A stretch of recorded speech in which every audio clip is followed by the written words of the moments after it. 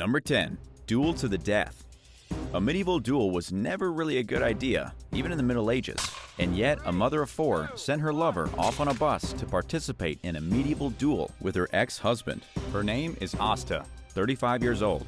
The duel was her idea, and she wanted to see which of her admirers would win her hand in a fight to the death. Well, it didn't really matter in the end, because she had since been sentenced to spend the rest of her life in jail. Asta left her husband for a man she met online after he was released from a Lithuanian prison on charges of sexual assault. She ended her relationship with her husband to date this criminal. But the husband wasn't just going to let her walk away with another man. Both men were adamant that she belonged to them, so she decided that they can settle the argument in a fight to the death. After all, this seemed like the only logical solution to the problem, right? The new boyfriend, named Montes Fedaris, stabbed the ex-husband 35 times across his body and neck. He then bought a pizza on his way home so that he and Asta could have a bit of a celebration. A little slice of victory, if you will.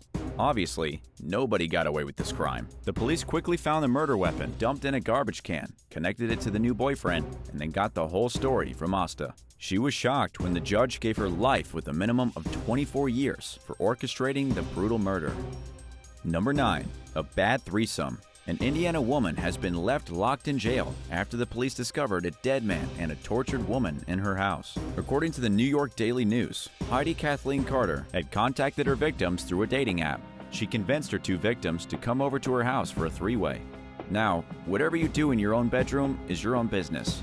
But let's just say for the record that voluntarily going to a stranger's house to engage in adult activities with a small group of people that you've never met is probably a bad idea. In the middle of the night's activities, another man entered the house. He became enraged and beat one of the victims to death with a baseball bat.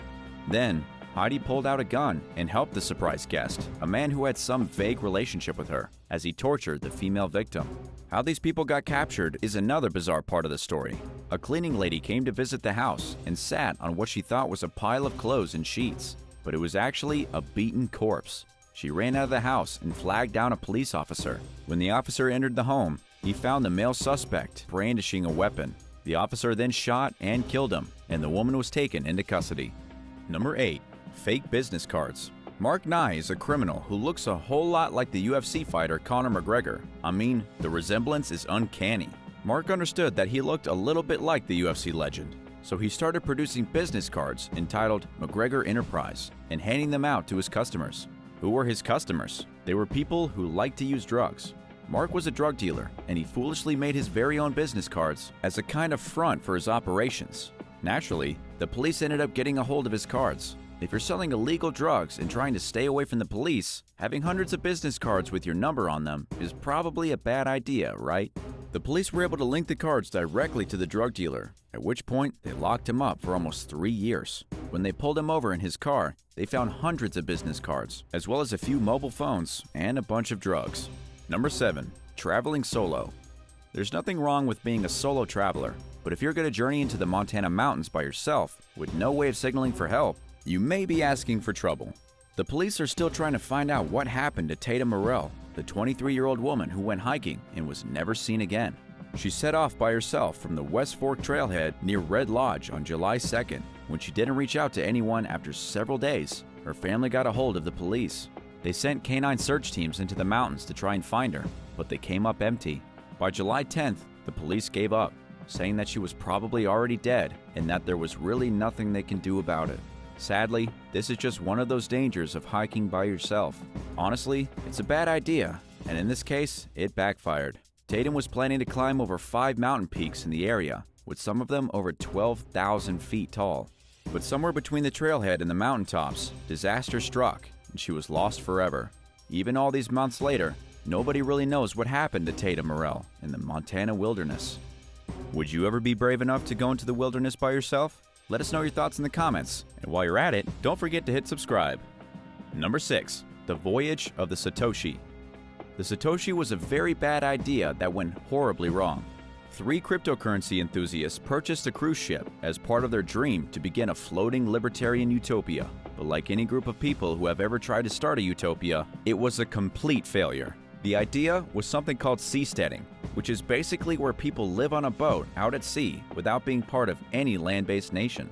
This group wanted to build small communities that would be permanently based as sea platforms, which would be out of reach of any international laws. Eventually, they hoped there would be millions of people living in floating cities. The first step was the voyage of the Satoshi. Grant Ramont, Rudiger Koch, and Chad Elwertowski purchased the vessel in 2020 and planned to anchor it off the coast of Panama.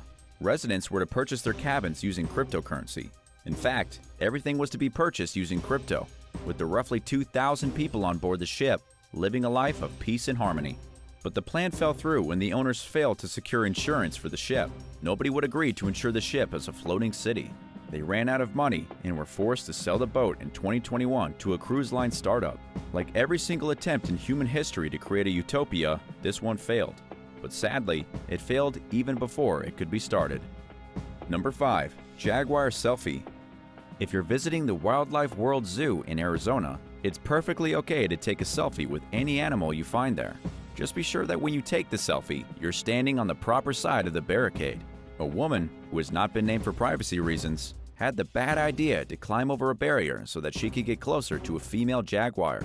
Her motivation behind the terrible decision? To take a selfie. After all, the barrier was in her way of an awesome Instagram opportunity. Well, she never did get the selfie that she wanted to so badly.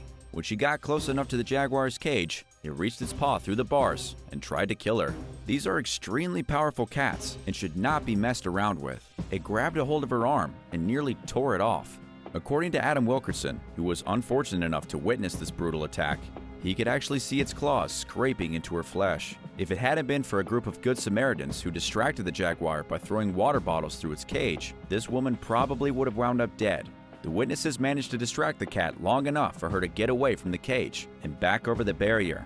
She was then taken to the hospital and treated for lacerations. The woman made a full recovery and then went back to the zoo. But don't worry, this time her visit was to apologize. She admitted her wrongdoing and took full responsibility for her horrible decision-making skills. Number 4. A very stupid game. A couple of teenagers with a really bad idea recently ended up dead. The deaths were purely by accident, but the accident was the result of an insane game that the teens had decided to play.